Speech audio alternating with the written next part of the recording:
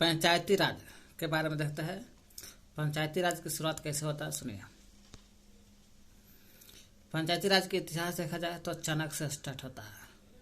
चाणक्य जो अर्थशास्त्र बुक लिखा था, चाणक्य जी अर्थशास्त्र के लेखक चाणक्य, वही चाणक्य जो मौर्य साम्राज्य में रहता था, वही चाणक्य सप्तांग सिद्धांत दिया था। चाणक्य ने क्या किया था, पंचायती राज से संबंधित मौर्य साम्राज्य में सप्तांग सिद्धांत दिया था। और सप्तांग सिद्धांत मतलब कि राज्य में सप्त मतलब सप्तांग सात को सिद्धांत दिया था। पंचायती राज के बारे में 7 को सिद्धांत दिया था। यही पंचायती राज के इतिहास आगे बढ़ेगा तो विजयनगर में भी चलता है। विजयनगर साम्राज्य में आता है, फिर विजयनगर के बाद मुगल साम्राज्य में आता है। मुगल साम्राज्य में आईने अकबरी, अकबर के शासनकाल में लिखा गया था आईने अकबरी, जो अबुल फजल ने लिखा था। अबुल फजल ने आईने अकबरी का बुक लिखा अकबर के शासनकाल में। लग रहा है अकबरी है तो अकबर लिखा नहीं, आईने अकबरी अकबर के शासनकाल में अबुल फजल लिखा था। इसमें भी पंचायती राज से संबंधित चर्चा है। फिर पंचायती का आगे विकास होता है 1882 में। 1882 में भारत का वायसराय बनकर आता है लॉर्ड रिपन। भारत का वायसराय ने क्या किया 1882 में, स्थानीय स्वशासन का मैग्ना कार्टा का प्रस्तुत कर लेता। स्थानीय स्वशासन का मैग्ना कार्टा प्रस्तुत किया। यही भारत का वायसराय उस समय कौन था, लॉर्ड रिपन ने भारत का वायसराय था। भारत का वायसराय 1882 में आता है, लॉर्ड रिपन आता है तो स्थानीय स्वशासन का मैग्ना कार्टा प्रस्तुत करता है। इस प्रकार लॉर्ड रिपन ने 1882 में भारत का वायसराय बनकाता है। स्थानीय स्वशासन का मैग्ना कार्टा प्रस्तुत करके स्थानीय स्वशासन का जनक बन जाता है। स्थानीय स्वशासन का मैग्ना कार्टा प्रस्तुत करता है और जनक भी बनता है। स्थानीय स्वशासन का जनक लॉर्ड रिपन 1882 में। फादर ऑफ सेल्फ गवर्नमेंट, स्थानीय स्वशासन का जनक लॉर्ड रिपन 1882 में। जब लॉर्ड रिपन 1882 में स्थानीय स्वशासन का जनक हो जाता है, स्थानीय स्वशासन का जनक हो जाता है तो 1882 के बाद 1919 में आइए। 1919 में आता है एक मॉन्टेगू चेम्सफोर्ड सुधार आता है। मॉन्टेगू चेम्सफोर्ड सुधार या फिर पंचायती सुधार से संबंधित है, पंचायती राज से संबंधित है। मॉन्टेगू चेम्सफोर्ड सुधार लॉर्ड मिंटो कहेगा 1909 में था, 1909 में, लेकिन है मॉन्टेगू चेम्सफोर्ड सुधार 1919 में आता है। भारत शासन अधिनियम 1919 कहलाता है। जब मॉन्टेगू चेम्सफोर्ड सुधार आता है 1919 में तो भारत शासन अधिनियम 1919 कहलाता है। ये क्या कहा, प्रांतों में क्या किया, मॉन्टेगू चेम्सफोर्ड सुधार का किया, प्रांत में जाता है, प्रांत में द्वैध शासन की शुरुआत करता है। तो पूछेगा प्रांत में द्वैध शासन होता है किसके समय, तो 1919 में मॉन्टेगू चेम्सफोर्ड सुधार के तहत द्वैध शासन। 1919 के मॉन्टेगू चेम्सफोर्ड सुधार भारत का शासन अधिनियम 1919 कहला। जो प्रांत में जाता है द्वैध शासन की शुरुआत करता है। यही द्वैध शासन प्रांत में शुरुआत होता है और खत्म होता है 1935 में। 1935 में भारतीय शासन अधिनियम आता है 1935 वाला। जो प्रांतों में द्वैध शासन शुरुआत होता था, वो प्रांतों में द्वैध शासन 1919 में शुरुआत होता था, वो खत्म होता है 35 में।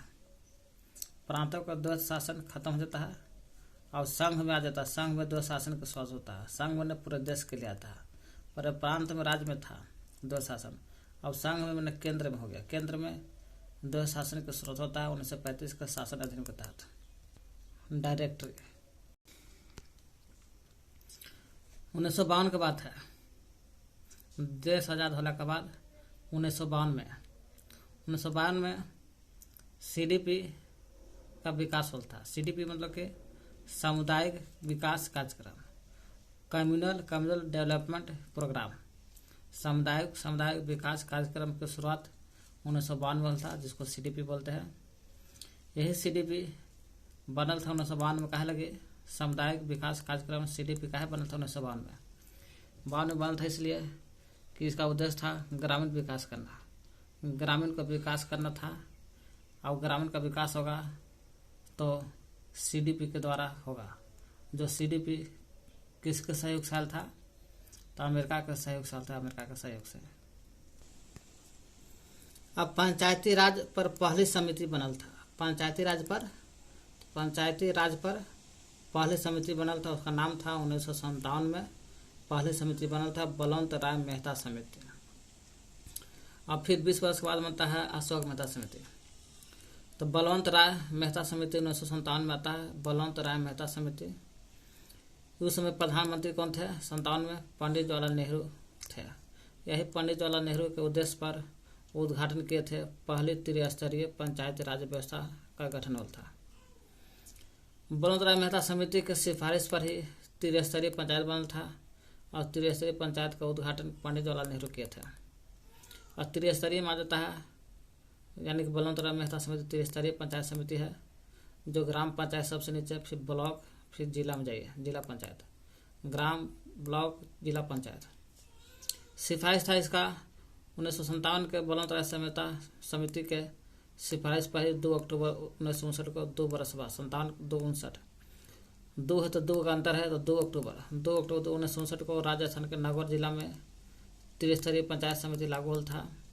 पहली त्रिस्तरीय पंचायत राज व्यवस्था का गठन हुआ था। इसका गठन कर ले थे नगौर में कौन? पंडित जवाहरलाल नेहरू उद्घाटन किए थे। उद्घाटन पंडित जवाहरलाल नेहरू किए थे। इस प्रकार समिति में पहला बलवंत राय मेहता समिति है, और दूसरा समिति बनता है अशोक मेहता 1977 में। लेकिन त्रिस्तरीय में पहला क्षेत्र बना था 2 अक्टूबर 1959 को राजस्थान का नगौर जिला। फिर 2 दिन के बाद 9 दिन के बाद 11 अक्टूबर 1959 रहेगा। 9 दिन के बाद 11 अक्टूबर 1959 को दूसरा त्रिस्तरीय पंचायती राज का गठन हुआ था महबूब नगर आंध्र प्रदेश में। महबूब नगर आंध्र प्रदेश में दूसरा क्षेत्र बनल था त्रिस्तरीय जब पंचायती क्षेत्र है। फिर 1975 में क्या होता ना, 1975 में प्रधानमंत्री कांग्रेस के थी श्रीमती इंदिरा गांधी थी। श्रीमती इंदिरा गांधी पहली महिला प्रधानमंत्री थी जो राज्यसभा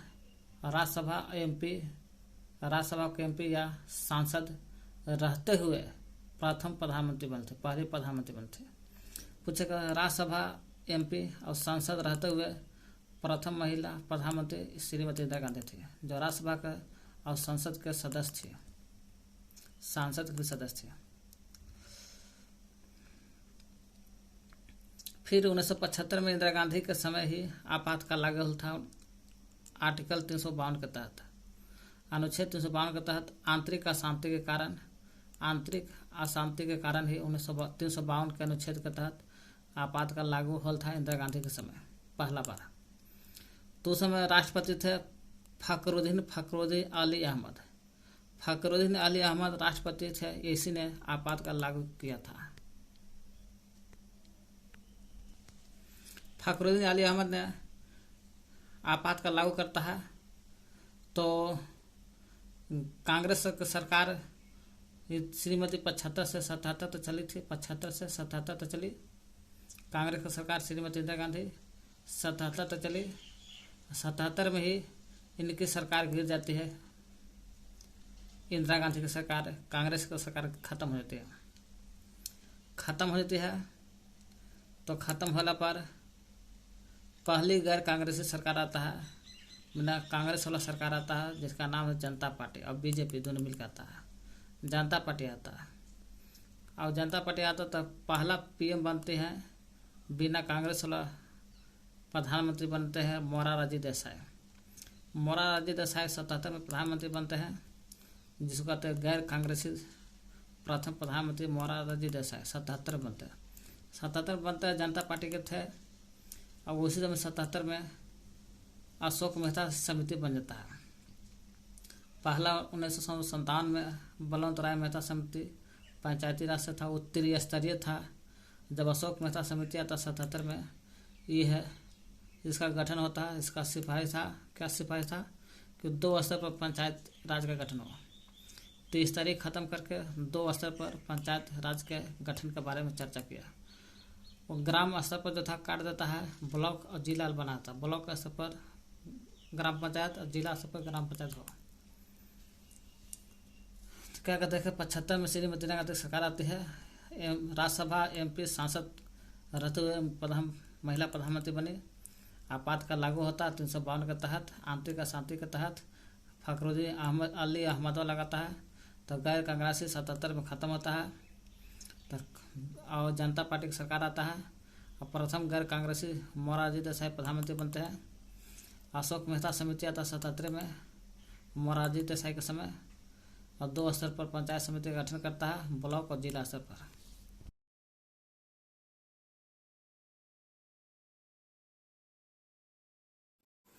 प्रधानमंत्री राजीव गांधी सबसे कम उम्र के प्रधानमंत्री थे। सबसे कम उम्र के प्रधानमंत्री थे राजीव गांधी। राजीव गांधी के समय ही पंचायती राज का विकास हो था। विकास के बारे में पूछेगा तो पंचायती राज का विकास हो था राजीव गांधी के समय। क्यों? क्योंकि सबसे कम उम्र के प्रधानमंत्री थे राजीव गांधी, इसलिए विकास हो था पंचायती राज का।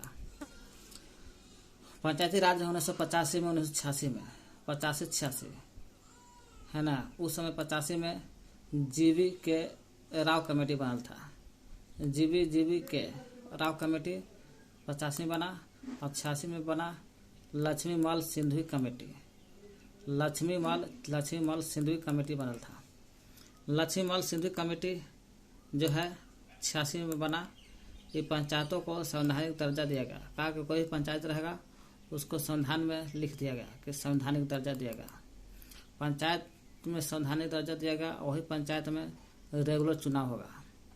अब रेगुलर चुनाव होगा इसलिए पंचायत को संवैधानिक दर्जा दे देगा। लक्ष्मी मल सिंधवी कमेटी के तहत 86 में संवैधानिक दर्जा, रेगुलर चुनाव। इस प्रकार पंचायती राज का विकास होता राजीव गांधी के समय 85 और 86 में। 85 में होता जीवी के राव कमेटी, 86 में लक्ष्मी मल सिंधवी कमेटी। इसमें संवैधानिक दर्जा, रेगुलर चुनाव पंचायत में होना चाहिए, बात बोला गया था लक्ष्मी मल वाला में। फिर आता है 88-89 में, 86-87 गैप करके 88 में। 1988-89 में आता है। 88-89 में PK थुंगन कमेटी आता है। PK थुंगन कमेटी जब आता है, ये भी बोलता है कि पंचायत में चुनाव होना चाहिए, है ना। पंचायत में चुनाव होना चाहिए। रेगुलर चुनाव कहेगा तो लक्ष्मी मल वाला में, लक्ष्मी मल सिंधु कमेटी में रेगुलर चुनाव। अब पंचायत में चुनाव होना चाहिए और चुनाव भी होगा त्रिस्तरीय पंचायत का गठन की तरह। त्रिस्तरीय पंचायत का गठन होगा और चुनाव होगा। PK थुंगन कमेटी में बोला गया। पंचायत को संवैधानिक दर्जा PK थुंगन कमेटी भी बोला था और संवैधानिक दर्जा लक्ष्मी मल सिंधवी कमेटी भी बोला था। दोनों एक एक चीज की बात किया था। इसमें चुनाव, इसमें रेगुलर चुनाव। इसमें पंचायत का त्रिस्तरीय में बटा और संवैधानिक दर्जा, इसमें भी संवैधानिक दर्जा दिया गया। तो PK थुंगन समिति 1988-89 में पंचायत में चुनाव, त्रिस्तरीय पंचायत का गठन, पंचायतों का संवैधानिक दर्जा लक्ष्मी मल की तरह। इस तरह से राजीव गांधी के समय सबसे कम उम्र में पंचायत का विकास हो था। 85 में राव था, 86 में लक्ष्मी मल सिंधवी का पंचायत, 1988-89 में PK थुंगन समिति आता। तीनों पंचायत से संबंधित है। थुंगन समिति 1988-89 में आता है। थुंगन समिति इन्हीं के सिफारिश पर, थुंगन समिति की सिफारिश पर पंचायतों का संवैधानिक दर्जा देगा। संवैधानिक दर्जा लक्ष्मी मल सिंधवी समिति पर और थुंगन समिति के आधार पर भी पंचायतों का संवैधानिक दर्जा दिया गया था। इन्हीं की सिफारिश पर 73वां संविधान संशोधन होता है। जब 73वां होता है तो 73 में होता है और 73-74 दोनों मिल जाता है। संवैधानिक संशोधन की बात करता है। संविधान संशोधन, संवैधानिक दर्जा मिला और इसलिए संवैधानिक संशोधन बनता है, नियम बनता है, एक्ट बनता है। एक्ट बनता है 1992 में बनता है। 1992 में लागू होता है। 92 में बनता है संविधान संशोधन एक्ट बनता है 1992 में। वही संविधान संशोधन एक्ट बनता है 92 में। वही एक्ट लागू होता है 24 अप्रैल 1993 को। साल भर के बाद 24 अप्रैल 1993 को लागू होता है। 24 अप्रैल को पंचायती दिवस मनाते हैं, पंचायती दिवस। 73वां में 11 अनुसूची आता है, 11 अनुसूची जोड़ा गया है। और त्रिस्तरीय पंचायत की चर्चा है। त्रिस्तरीय में जो बलवंत राय मेहता समिति कमेटी बनल था वही वाला ग्राम, ब्लॉक, जिला पंचायत की चर्चा है। 29 विषय है 11वां 73वां में, 73वां 11वां 29 विषय। 74वां में 12वीं अनुसूची जोड़ा गया है, 11 तो 12, 73 और 74 है। ये ग्राम पंचायत से है, ये अब नगरीय पंचायत से है। 18 विषय इसमें जोड़ा गया, 18 विषय। 6 के पढ़ा में 6 देख कटे, 2 से कटे वाला है, ये सब 2 से कटने वाला नहीं है। 73वां संशोधन हुआ, 11 अनुसूची में है, 29 विषय इसमें है। पंचायत के 9वें भाग में है, 9 भाग में है। 73वां 11वीं अनुसूची में है, 29 विषय है और 9 भाग में आता है। आर्टिकल 243 से 243 के 0 तक जोड़ा गया, 243 से 243 तक 0 तक जोड़ा गया है। 73वां 9 भाग 43 से 43 0 तक। 73वां संशोधन पंचायती राज से संबंधित है, जो 9 भाग में है। आर्टिकल 243 से 243 के ओ और 0 नहीं, ओ तक है। 74वां आता है, इसमें 18 विषय है। 12वीं अनुसूची में आता है, नगर पंचायत से है, जो भाग 9 के ए में। ये भाग 9 में है तो 9 के ए में आता है। ये 243 से शुरू, 43 के 0 तक चलता है। 243 के पी से स्टार्ट होता है, पी से, और 243 के जेड जी तक चलता है। राज्य चुनाव आयोग देखते हैं। राज्य चुनाव आयोग 1993 से पहले नहीं था। राज्य चुनाव आयोग जो था 1993 से पहले नहीं था। 1993 में का होल था, 73वां 74वां संविधान संशोधन होल था। 92 में लागू होल था। 24 अप्रैल 1993 को, जो ग्राम पंचायत से संबंधित था। यह है राज्य चुनाव आयोग। State election commission. राज्य चुनाव आयोग 1993 से पहले नहीं था। अच्छा, राज्य चुनाव आयोग 1993 से पहले नहीं था, लेकिन फिर बाद में बन जाता है 93 के बाद। क्यों बना? 93 से बन जाता है। क्यों बनता है 93 से? 93 से पहले नहीं था, लेकिन 93 से था। 93 से था राज्य चुनाव आयोग। क्यों बना? क्योंकि पंचायती राज के चुनाव करने के लिए, पंचायती राज्य के जो चुनाव होता है उसी को कराने के लिए बना था राज्य चुनाव आयोग। यूपी में राज्य चुनाव आयोग 1994 में गठन हुआ था। पूछेगा उत्तर प्रदेश में राज्य चुनाव होता था। हाँ, इस राज्य चुनाव आयोग का गठन होगा कब बना था? 94 से शुरू होता है, 94 में यूपी में बनता है, गठन होता है। पंचायत चुनाव आर्टिकल 243 के के में। पंचायत का चुनाव होगा, ऐसा चुनाव होगा 243 के के में बोला गया, अनुच्छेद 243 में है, के में पंचायत का चुनाव होगा आर्टिकल 243 के। लेकिन नगरीय निकाय निगम न से निकाय चुनाव आर्टिकल 243 के जेड वाला में 243 लग जाएगा, 243 लग जाएगा, के लग जाएगा तो पंचायत में का चुनाव। अब जेड ए लग जाएगा तो नगरीय निकाय चुनाव, जेड ए 243 के जेड ए नगरीय निकाय चुनाव। तो पंचायती चुनाव 243 के में है, नगर निकाय चुनाव 243 के जेड ए में है। यूपी में गठन होता राज्य चुनाव आयोग यूपी में 1994 में गठन होता। 73वां संशोधन के तहत 73वां संशोधन होता है, जो नगर ग्राम पंचायत से है। 11 अनुसूची में है, 29 विषय है। इसी में पंचायत चुनाव होता था, वो भी ग्राम पंचायत। तो बोला गया कि महिलाओं को 33% का मतलब 1/3 भाग आरक्षण सीट के चर्चा है। 73वें संशोधन के तहत हुआ। 73वां में पंचायत चुनाव ग्राम पंचायत में महिला के 33% आरक्षण। और 74वां संशोधन होता है, इसमें नगरीय पंचायत होता है। नगरीय पंचायत में आरक्षण अनिवार्य कर दिया, नगरीय पंचायत में भी महिला का आरक्षण अनिवार्य हो गया। तो नगरीय पंचायत रहे या ग्राम पंचायत रहे, 74वां 73 रहे। 18 विषय 29 विषय, भाग 9 में है, 9 के ए में है। 43 से 43 के 0 तक अनुच्छेद में है। ओ तक है, 43 के 43 ओ तक, ये 43 के लेकर के 43 के ये जेड तक देख लीजिएगा, जी जेड तक है। इसमें भी महिला का आरक्षण 33% है 1/3, इसमें भी महिला का आरक्षण है 33% 1/3 भाग। 73वां 74 को गठन होल था 1992 में, लागू होल था 24 अप्रैल 1993 को। 24 अप्रैल 1993 को लागू होल था, पंचायत से संबंधित था, इसलिए 24 अप्रैल को राष्ट्रीय पंचायत राज्य दिवस मनाते हैं। राष्ट्रीय पंचायत राज्य दिवस 24 अप्रैल को, और 93 को उस समय प्रधानमंत्री थे पीवी नरसिम्हा राव थे। पीवी नरसिम्हा राव थे, 93 में कांग्रेस के प्रधानमंत्री थे।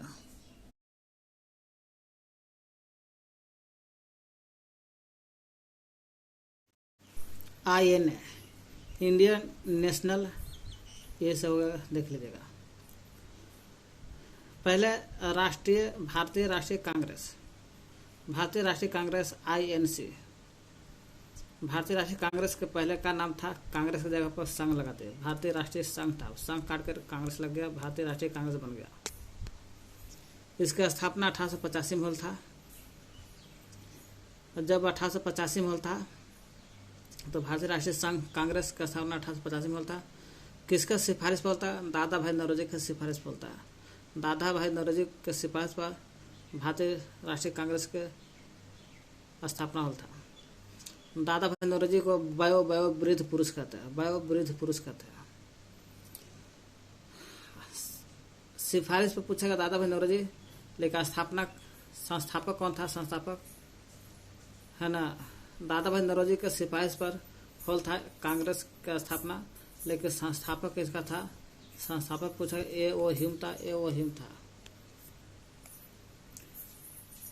1885 में भारतीय राष्ट्रीय कांग्रेस का स्थापना होता है। उस समय वायसराय था, लॉर्ड डफरिन के कारण होता है। वायसराय कौन था? Viceroy Lord Dufferin. इसलिए लॉर्ड डफरिन जो दिमाग की उपज कांग्रेस को कहते हैं। लॉर्ड डफरिन को क्या बोलते हैं? लॉर्ड डफरिन को कहते हैं दिमाग की उपज। दिमाग के उपज कहते हैं कांग्रेस का। कांग्रेस के दिमाग का उपज लॉर्ड डफरिन। कांग्रेस के दिमाग की उपज लॉर्ड डफरिन है। डफरिन डम्फा बना दिया। 1885 में पुणे में होना था, पुणे महाराष्ट्र पर, तो वहाँ पर होना था स्थापना कांग्रेस का। लेकिन पुणे में प्लेग फैल गया चूहा के कारण। जब प्लेग फैलता है तो स्थान चेंज होता है, सीधे बॉम्बे में हो जाता है। इसलिए बॉम्बे में 1885 में कांग्रेस का स्थापना होता है। अब बॉम्बे पड़ता है ग्वालियर टैंक रोड के पास। ग्वालियर टैंक रोड है ना, गोकुलदास तेजपाल संस्कृत कॉलेज में होना था, यही होगा। गोकुलदास तेजपाल संस्कृत कॉलेज में ग्वालियर टैंक रोड पर मुंबई में स्थापना होता है भारतीय राष्ट्रीय कांग्रेस का स्थापना। तो भारतीय राष्ट्रीय संघ से कांग्रेस बनता है। दादा भाई नौरोजी के सिफारिश पे बनता है। वयोवृद्ध कहते हैं दादा भाई नौरोजी को। 85 में स्थापना होता है। स्थापना संस्थापक थे A.O. ह्यूम, अध्यक्ष थे W.C. बनर्जी। इसका W.C. बनर्जी अध्यक्ष थे। लॉर्ड डफरिन के वायसराय में होल था, इसलिए लॉर्ड डफरिन को कांग्रेस के दिमाग के उपज कहते हैं। डफरिन को प्लेग के कारण पुणे में होना था, लेकिन प्लेग के कारण नहीं हुआ, अब बॉम्बे में हो जाता है। Gwalior tank road Gokuldas Tejpal Sanskrit college में होता है स्थापना कांग्रेस का। INC इंडियन नेशनल कांग्रेस, इसका पहले नाम था संघ, बाद में बनता है कांग्रेस। वही 1885 में स्थापना होता है दादा भाई नौरोजी के सिफारिश पर। वही दादा भाई नौरोजी इसके पहला पारसी अध्यक्ष बनते हैं। पारसी अध्यक्ष दादा भाई नौरोजी जी, जो वृद्धा के नाम से जानते हैं। INC के स्थापना में लॉर्ड डफरिन था। वही डफरिन को कांग्रेस का उपज कहते हैं। वही कांग्रेस INC इंडियन नेशनल भारतीय राष्ट्रीय कांग्रेस का स्थापना 1885 में था। इस है ना लगातार सबसे लंबे समय तक अध्यक्ष कौन रहे थे? INC यानी कि भारतीय राष्ट्रीय कांग्रेस के अध्यक्ष रहा था। और सबसे लंबा समय तक अध्यक्ष रहा था मौलाना अबुल कलाम आज़ाद। मौलाना अबुल कलाम आज़ाद रहे थे, जो पहला शिक्षा मंत्री भी रह चुके हैं ये मौलाना अबुल कलाम आज़ाद, और कांग्रेस के बहुत लंबे समय तक अध्यक्ष भी रह चुके हैं। ऐसे पहला अध्यक्ष होल था कांग्रेस का पहला अधिवेशन होता मुंबई में, जहां मुंबई में स्थापना हुआ वहीं पहला अधिवेशन भी हुआ। अब पहला अध्यक्ष WC बनर्जी व्योमेश चंद्र बनर्जी थे, और संस्थापक इसका A.O. हिम थे। लंबे समय तक अध्यक्ष रहे थे मौलाना अबुल कलाम आज़ाद। अब्दुल कलाम नहीं है, मौलाना वाला है। लंबे समय तक अध्यक्ष रह चुके हैं। अब पहला अध्यक्ष रहे थे व्योमेश चंद्र बनर्जी, और INC का पहला मुस्लिम अध्यक्ष रहे थे बदरुद्दीन तैयब जी मुस्लिम अध्यक्ष थे पहला। INC को भारतीय राष्ट्रीय कांग्रेस को सेफ्टी बॉल भी बोलते हैं। कांग्रेस का पहला पारसी अध्यक्ष वही जो INC के दादा भाई नौरोजी के सिफारिश पर INC का स्थापना हुआ था, वही पहला पारसी अध्यक्ष बनते दादा भाई नौरोजी, जो वयोवृद्ध के नाम चलते हैं, ये पारसी थे। पहला यहूदी अध्यक्ष यहूदी में आगा जॉर्ज ईले जो था कांग्रेस का पहला यहूदी अध्यक्ष था। और पहली महिला अध्यक्ष में आता एनी बेसेंट महिला अध्यक्ष थी। और पहली भारतीय महिला अध्यक्ष, जैसे पहली महिला अध्यक्ष एनी बेसेंट जो विदेशी थी एनी बेसेंट, और भारतीय महिला अध्यक्ष पहली में पूछेगा सरोजनी नायडू थी। तो क्या कहते थे INC का पहला अध्यक्ष व्योमेश चंद्र बनर्जी पहला अध्यक्ष थे। लंबे समय तक अध्यक्ष मौलाना अबुल कलाम आज़ाद रह चुके हैं। इसका पहला अधिवेशन बम्बई में हुआ था 1885 में। INC को सेफ्टी बॉल भी बोलते हैं। और पहला मुस्लिम अध्यक्ष बदरुद्दीन तैयब जी थे। पारसी अध्यक्ष पहला थे दादा भाई नौरोजी। यहूदी अध्यक्ष थे जॉर्ज इलो, यह से यहूदी, यह से इलो जॉर्ज इलो। एनी बेसेंट पहली महिला अध्यक्ष एनी बेसेंट। और पहली भारतीय महिला अध्यक्ष का भारतीय लग जाएगा तो सरोजिनी नायडू थी।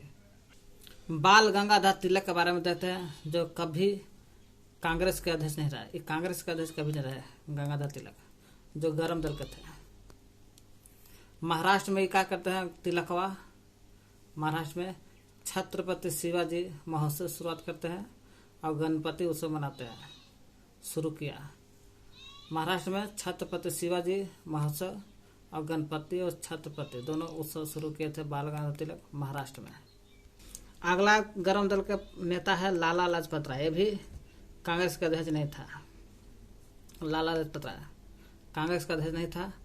ये अपने एक लेख पत्र लिखा था, उसका नाम है यंग इंडिया। ऐसे यंग इंडिया के लेखक है महात्मा गांधी, लेकिन हाँ एक लेख लिख ले था लाला लाजपत राय यंग इंडिया में बोला था।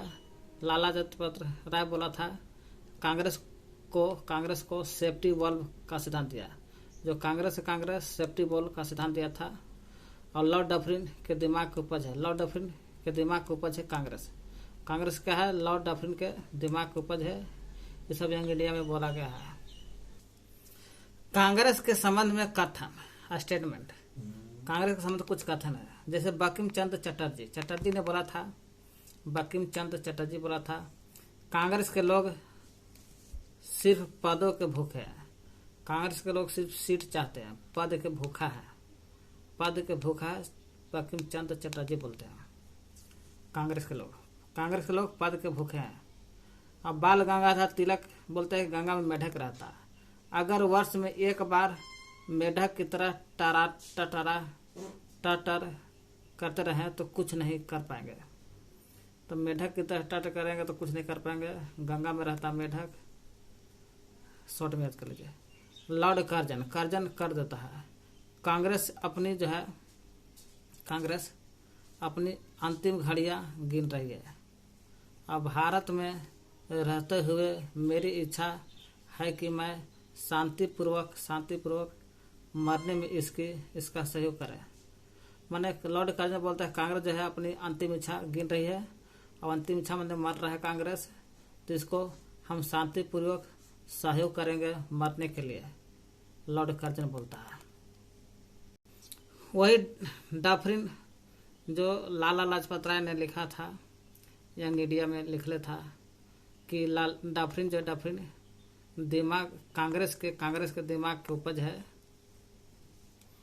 ना। वही डफरिन कहता है कांग्रेस के बारे में, कांग्रेस जो है देशद्रोहियों का संघ है। कांग्रेस क्या है? देशद्रोही का संघ है। उस समय कांग्रेस से पार्टी था तो कांग्रेस के बारे में बोला, देशद्रोही का संघ है कांग्रेस, डफरिन बोलता है। इसलिए दिमाग की उपज भी बोलते हैं डफरिन को, कांग्रेस का। आरसी दत्त ने कहा क्या था ना, आरसी दत्त ने भारत का आर्थिक इतिहास बुक लिखा था। भारत का आर्थिक इतिहास की बुक, भारत का आर्थिक इतिहास एक बुक है, आरसी दत्त ने लिखा था। दादा भाई नौरोजी के बारे में देखते हैं। दादा भाई नौरोजी 1887 में पहले पारसी अध्यक्ष थे कांग्रेस के। पहला पारसी अध्यक्ष दादा भाई नौरोजी 87 में थे। इन्हीं के सिफारिश पर है ना कांग्रेस का स्थापना हुआ था। सिफारिश पे ही बहल था, लेकिन संस्थापक थे वही। 87 में पहले पारसी अध्यक्ष थे कांग्रेस के। धन निष्कासन का सिद्धांत दिए थे। Poverty and un British rule in India book लिखे थे।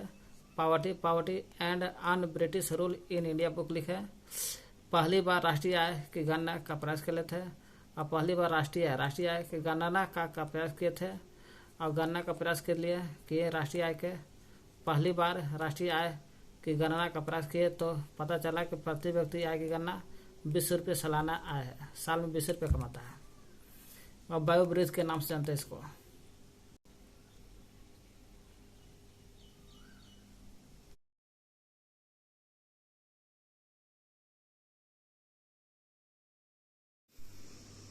ये 1896 लिखल है, 1896। कांग्रेस के 1896 ईस्वी में कलकत्ता अधिवेशन हुआ था। जब कांग्रेस के 1896 ईस्वी में कलकत्ता अधिवेशन हुआ, कलकत्ता अधिवेशन 1896 में, उस समय अध्यक्ष थे आर रहीम तुला थे। आर रहीम तुला के अध्यक्षता में ही कलकत्ता अधिवेशन कांग्रेस का होता 1896 में। आर रहीम तुला के अध्यक्षता में था कलकत्ता अधिवेशन 1896 में। जब आर रहीम तुल्ला के अध्यक्षता में कलकत्ता अधिवेशन हुआ 1896 में, तो राष्ट्रीय गीत गाया गया था। राष्ट्रीय गीत पहली बार गाया गया था 1896 में। राष्ट्रीय गीत पहली बार गाया गया वंदे भारत, वंदे मातरम। गाकर किसने सुनाया था? रविन्द्रनाथ टैगोर ने गाया था। रविन्द्रनाथ टैगोर ने राष्ट्रीय गान भी गाया था और गीत भी।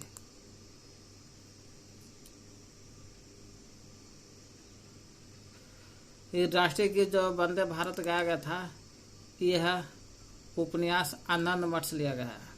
आनंद मठ उपन्यास लिया गया है। आनंद मठ के लेखक है बंकिम चंद्र चटर्जी।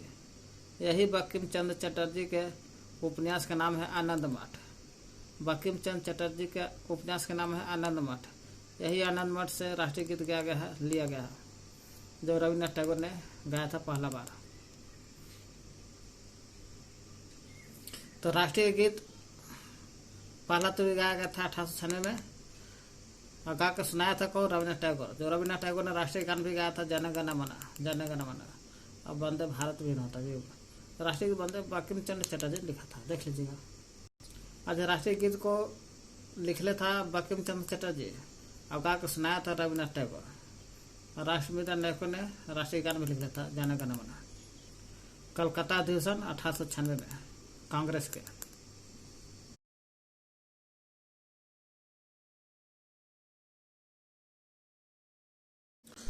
उन्नीस 1905 में बनारस अधिवेशन हुआ था।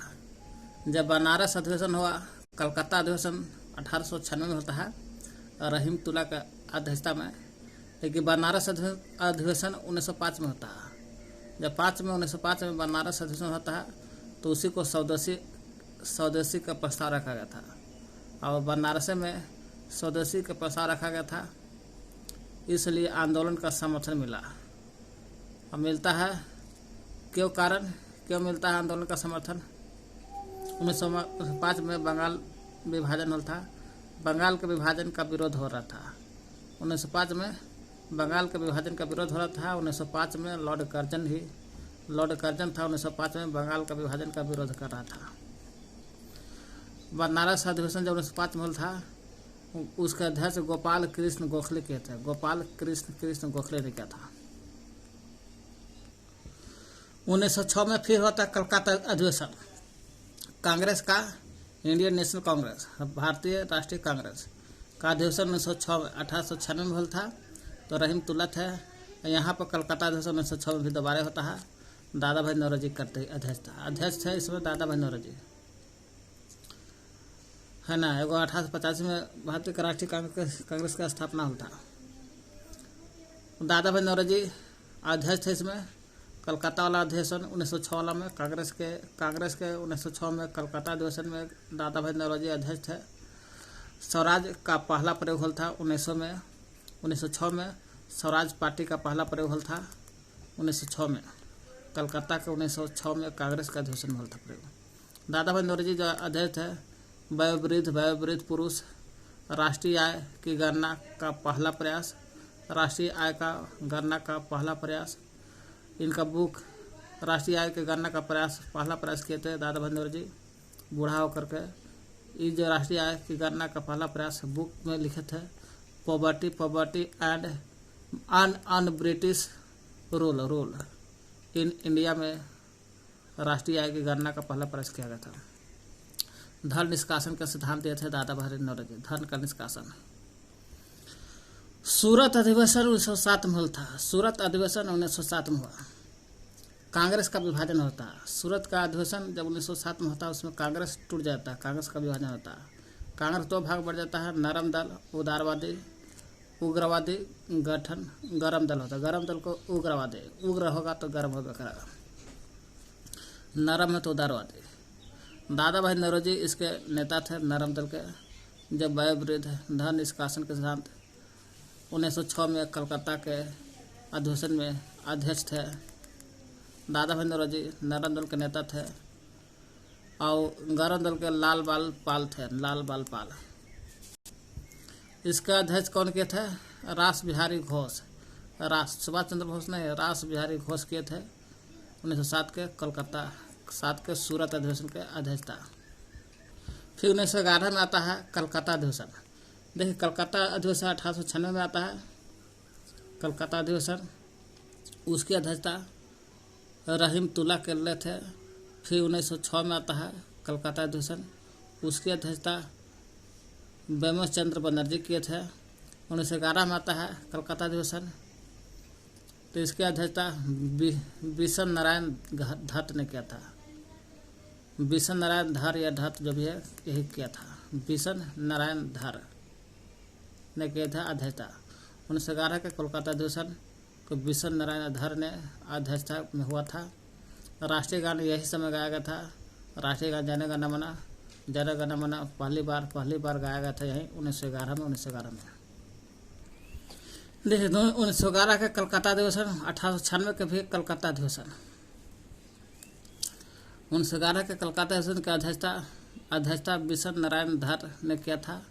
राष्ट्रीय गीत गाया था पहला तोरी, राष्ट्रीय गान है गान जो जन गण मन पहली बार गाया गया था 1911 के कलकत्ता अधिवेशन में। राष्ट्रीय गान को रविन्द्रनाथ टैगोर ने लिखा था, है ना। फिर 1896 में अध्यक्ष किए थे रहीम तुला। इस समय राष्ट्रीय गीत गाया गया था। राष्ट्रीय गीत पहली बार गाया गया था कलकत्ता के 1896 ईस्वी में कांग्रेस के अधिवेशन में। यह भी कांग्रेस। राष्ट्रीय गीत को लिख रहे थे बंकिम चंद्र चटर्जी। उपन्यास था आनंद मठ, उपन्यास में लिखे थे बंकिम चंद्र चटर्जी। आनंद वर्ग के लेकर बंकिम चंद्र चटर्जी थे, यही उपन्यास में लिख लेते राष्ट्रीय गीत वंदे भारत।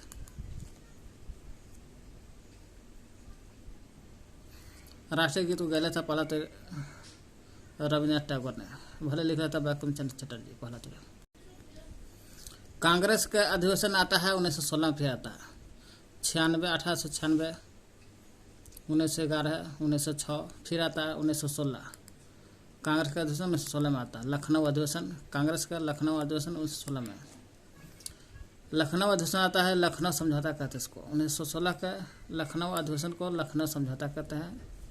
लखनऊ समझौता में कांग्रेस और मुस्लिम मिल जाता है, कांग्रेस भी मिल जाता है। सूरत अधिवेशन में फूट डालता है गरम दल नरम दल, लेकिन वही कांग्रेस और मुस्लिम लीग दोनों मिल जाता है, मिल करके गरम दल नरम दल भी दोनों मिल जाता है, जो दोनों साथ में रास बिहारी घोष के अध्यक्षता में अलग होता है।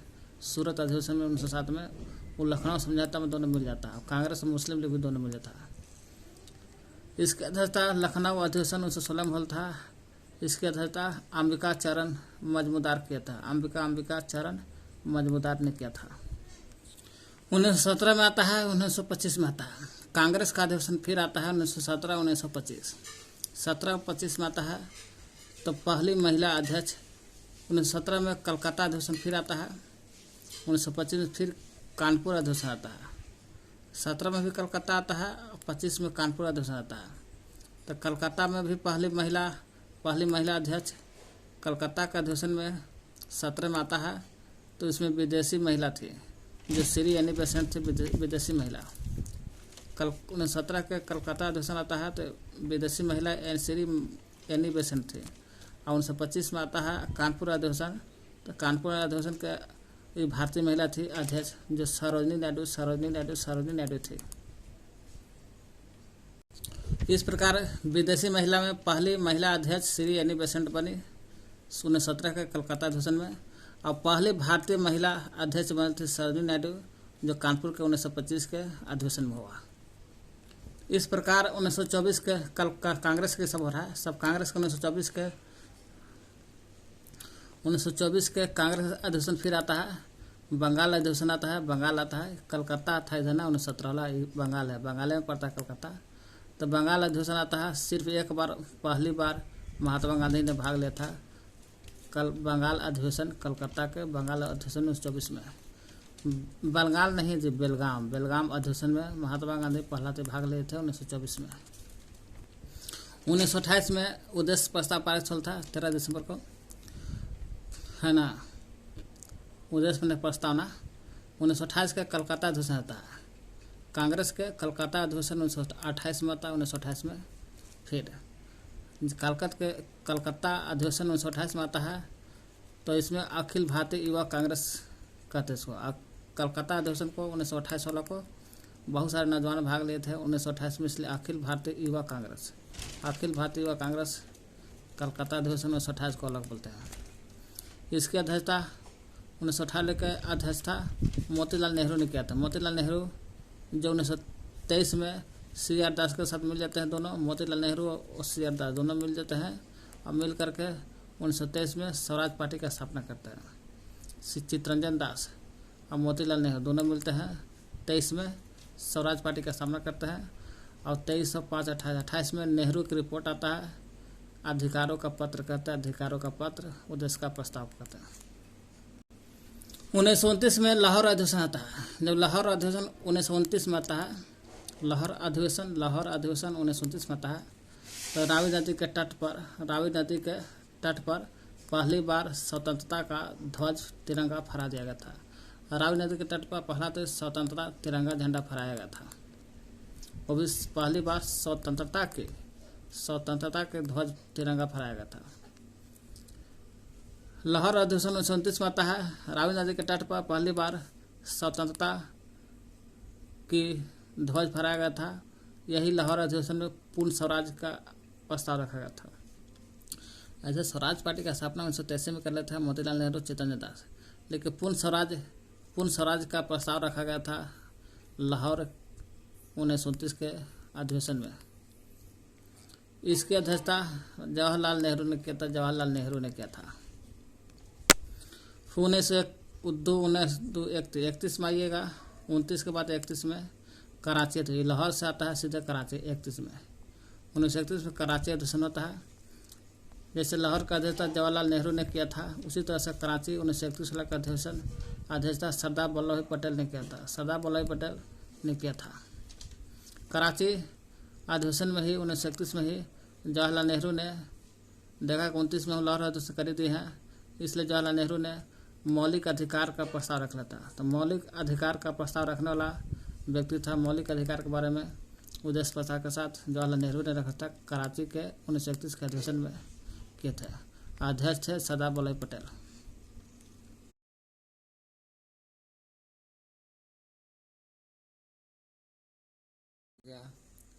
Introduction to Microsoft. माइक्रोसॉफ्ट के हम लोग देखते हैं इसका माइक्रोसॉफ्ट के परिचय, जिसको एम से होता है एम, और सॉफ्ट ऑफिस को बोलते हैं सॉफ्ट ऑफिस, एमएस ऑफिस बोलते हैं। माइक्रोसॉफ्ट ऑफिस, एम से माइक्रो, ए से सॉफ्ट, ओ से ऑफिस। माइक्रोसॉफ्ट ऑफिस है। माइक्रोसॉफ्ट ऑफिस का स्थापना पूछेगा कब होता। स्थापना इसका 4 अप्रैल 1975 को होता। कब होता? 4 अप्रैल 1975 को हुआ। कौन किया था? तो Bill Gates, Paul Allen. Bill Gates किए थे और पॉल एलन किए थे। 4 अप्रैल 1975 को माइक्रोसॉफ्ट का स्थापना हुआ था। इसका मुख्यालय देखा है इसकी रेडमंड, वाशिंगटन यूएस में पड़ता है। पूछेगा एमएस ऑफिस का मुख्यालय एचक्यू हेडक्वार्टर, तो रेडमंड यानी कि वाशिंगटन डीसी में देगा। रेडमंड दिया था ठीक ना, तो वाशिंगटन देगा। दोनों में से कोई नहीं देगा तो अमेरिका देवे करेगा।